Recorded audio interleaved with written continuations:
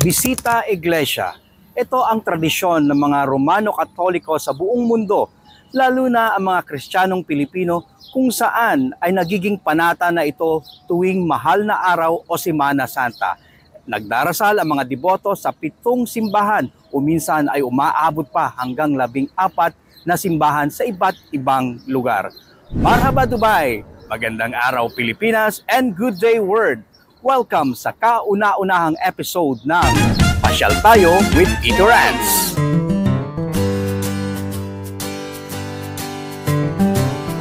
Kasama ng Pinas Travel Team ang grupong Handmaids of the Lord ng Couples for Christ ng St. Mary's, Dubai. At ito nga ang unang simbahan na kanilang binisita. Ang St. Mary's Church ang pinakamalaking simbahan sa Middle East. Tinatayang umaabot ng mahigit 350,000 ang mga parishioners nito. Karamihan ay South Asian, Filipino at African. Isinasagawa ang misa sa lingwaheng Arabic, English, French, Konkani, Malayalam, Sinhalese, Swahili, Tamil, Tagalog, Ukrainian at Urdu.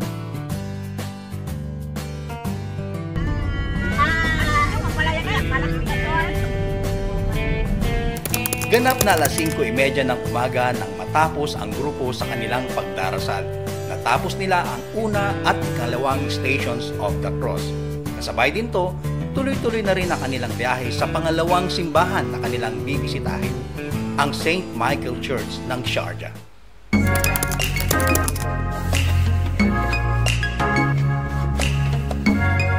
Pabukang liwayway na nang marating ang grupo ang St. Michael Church sa Sharjah.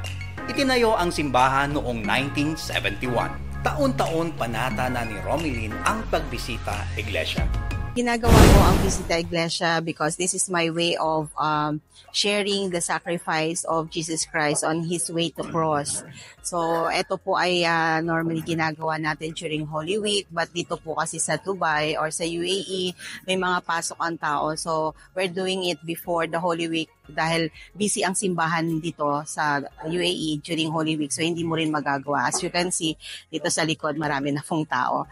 So, yun po yung dahilan ko. And of course, this way of observing the Lenten season as well.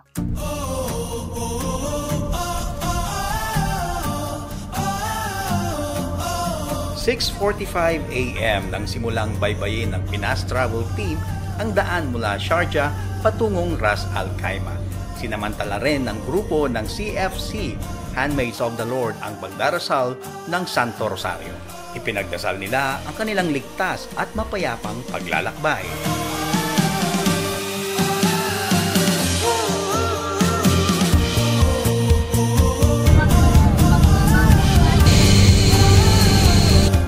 Pagkatapos ng halos 1 oras na biyahe, narating namin ang Parish of St. Anthony of Padua Roman Catholic Church sa Ras Al Khaimah. Ang konsekrasyon ng San Antonio de Padua Church sa Ras Al Khaimah ay ginanap noong June 14, 2013.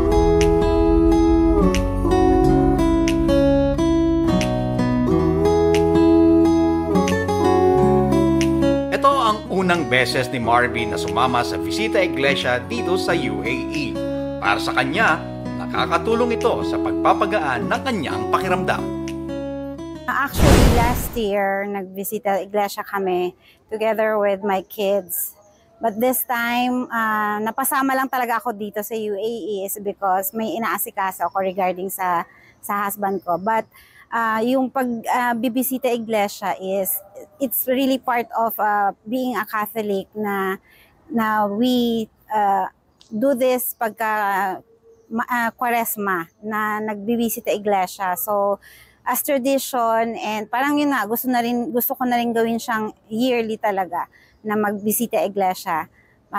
Para na rin sa parang kumbaga yung mga gusto mong ipag-pray kay Lord for the whole year, mga lalo na pag may mga pinagdadaanan ka at may mga petitions ka sa buhay mo in the future and at the present and the future, ipinagpe-pray mo talaga yun, and with faith you claim everything will be given to you.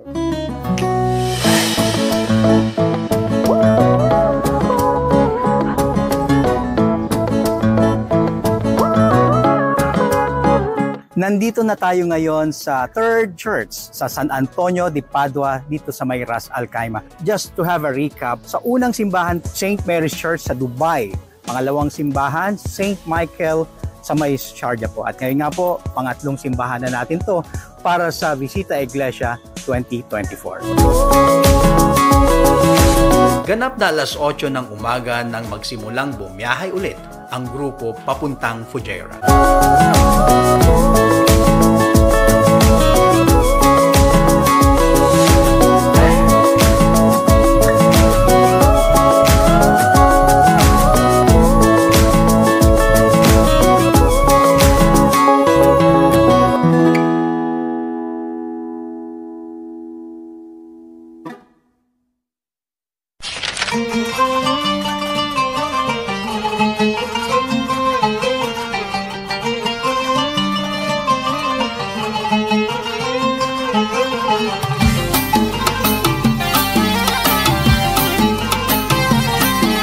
Bulubundukin ang daan papuntang Fujairah. Kilala ito sa isa sa mga pinagkukuhanan ng limestone na pangunahing raw material sa paggawa ng ceramic at marble.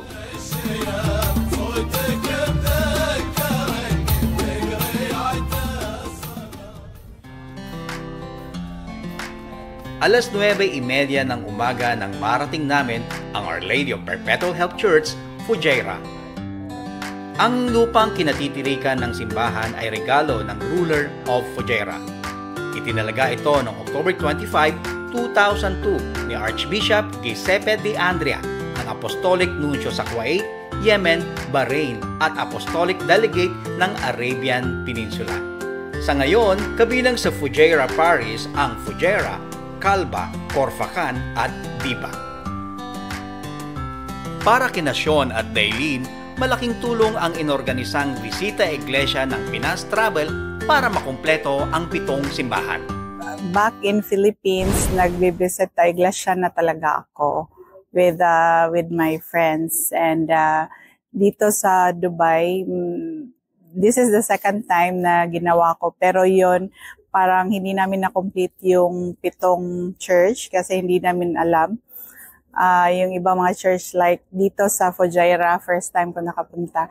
So parang same ng simbang gabi na parang I believe na it's a sacrifice and I believe na mas didinggin ni God yung mga panalangin ko. Parang panata na rin sa sarili na parang gusto kong mag-sacrifice more, lalo na parang to wash away the sins na nagawa mo for the whole year. Yun po yung belief ko. Ang Bisita Iglesia kasi isa ding sakripisyo para sa pananampalataya natin. To remember how Jesus Christ suffered, I want to offer this Bisita Iglesia para sa mga sakripisyo na ginagawa ni Jesus Christ. This is my first time talaga na parang 7 churches ang napuntahan ko kasi na-experience ko rin to way back siguro mga 10 years ago. Dito din, start from St. Mary's, tapos Al Ain, Fujairah, not Fujairah, sorry. Abu Dhabi at saka Jibil Ali lang po. So, I was so excited na makasama dito sa group na to, na organized by Pinas Travel. Kasi 7 churches at saka parang buong UAE na nalibot namin. So, I'm very thankful na nakasama ako dito.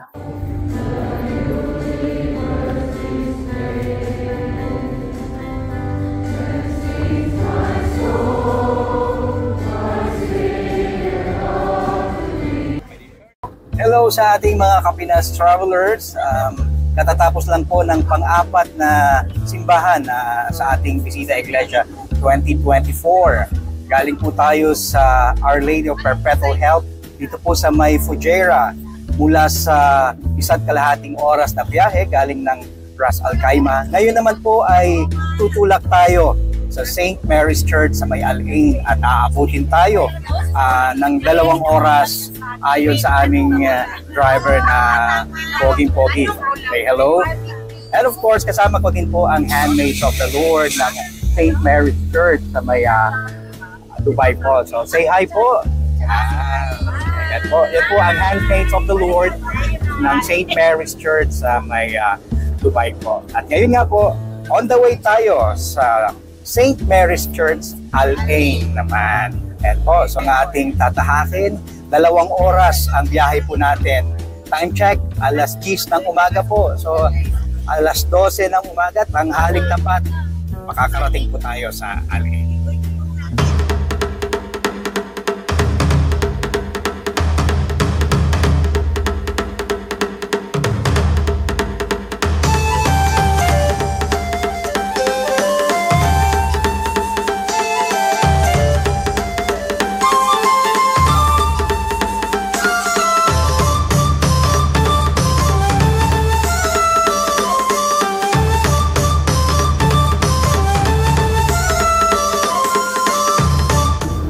Yan, update tayo ulit mga Kapinas Travelers after 3 hours. Nandito na po kami sa nasa harapan na po tayo mismo ng St. Mary's Church. Ito po sa may Al Ain. So, tama po ang narinig nyo, 3 oras na biyahe mula po sa Fujairah Church.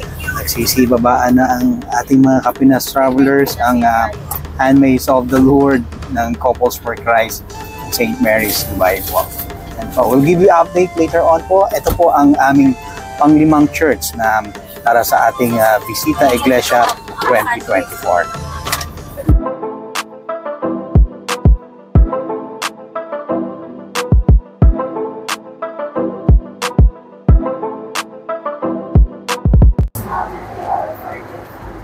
Glory be to the Father, and to the Son, and to the Holy Spirit. As it was in the beginning, is now, and ever shall be, world without end.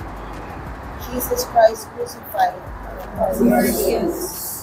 May the souls of the faithful departed through the mercy of God rest in peace. Dito sa St. Mary's Church Al Ain, isinagawa ang pagdarasal sa 9th at 10th Station of the Cross. Kain tayo! Dito na rin kami nagsalo-salo ng pananghalian.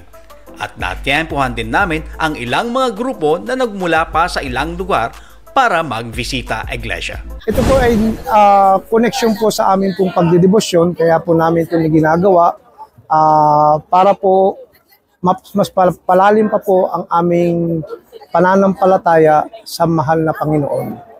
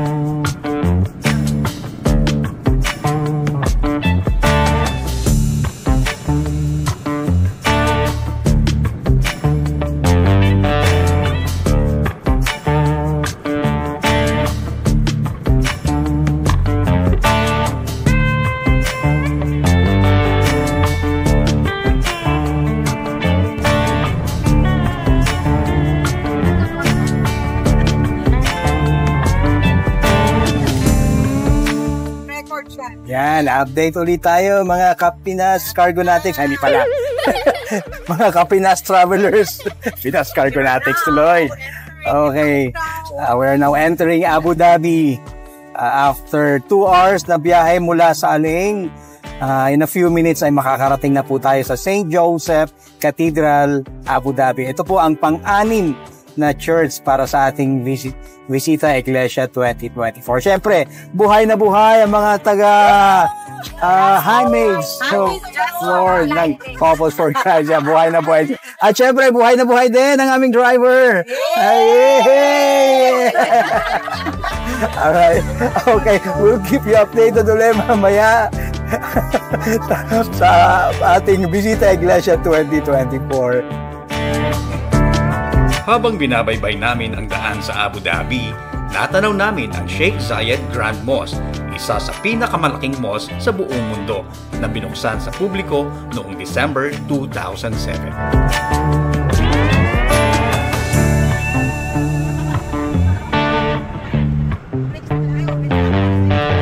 Alas 4:30 ng hapon, dumating kami sa St. Joseph Cathedral, Abu Dhabi mula sa mahigit 3 oras na biyahe mula Al Ain.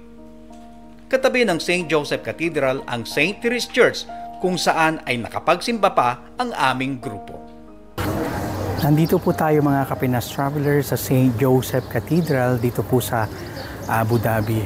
At dito mismo po sa katabi ng St. Joseph Cathedral ay nandito rin pala ang St. Therese Church. So dalawang magkatabing simbahan po. Ito pala, St. Therese and St. Joseph. Ayan po. Again mga Kapinas Travelers, kasama ko pa rin po ang Handmaids of the Lord ng Couples for Christ sa may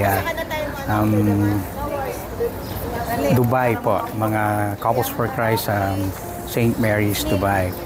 Siyempre, ang Bisita Iglesia po ito ay hatid sa inyo ng Pinas Travel.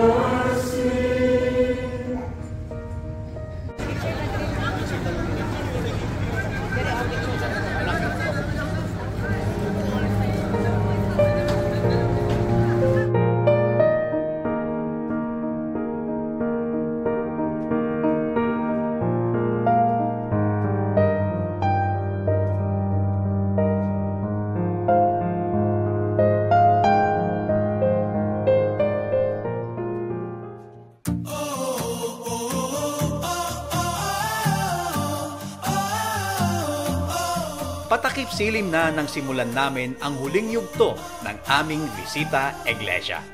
Biyaheng Dubai kami patungong St. Francis de Assisi Church sa Jebel Ali.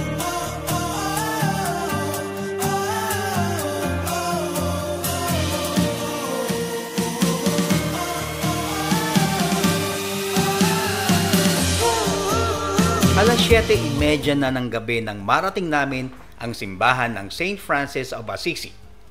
Sa wakas, pagkatapos ng mahigit 15 oras, natapos din ang aming Bisita Iglesia.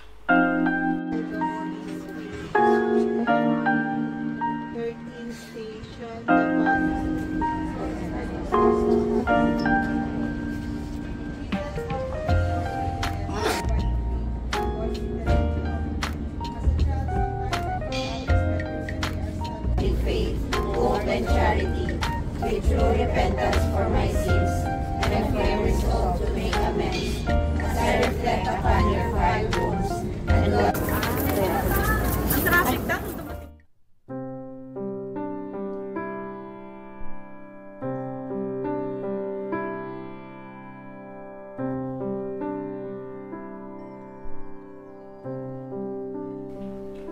Sakripisyo man kung ituring ang aming pagbisita Iglesia, walang makakapantay sa hirap at pasakit na dinanas ng ating Poong Hesukristo. Samahan ninyo ulit kami sa aming susunod na paglalakbay hatid sa inyo ng Pinas Travel para sa Pasyal Tayo with Tito Rans. Thank you, Pinas Travel! It was a wonderful experience!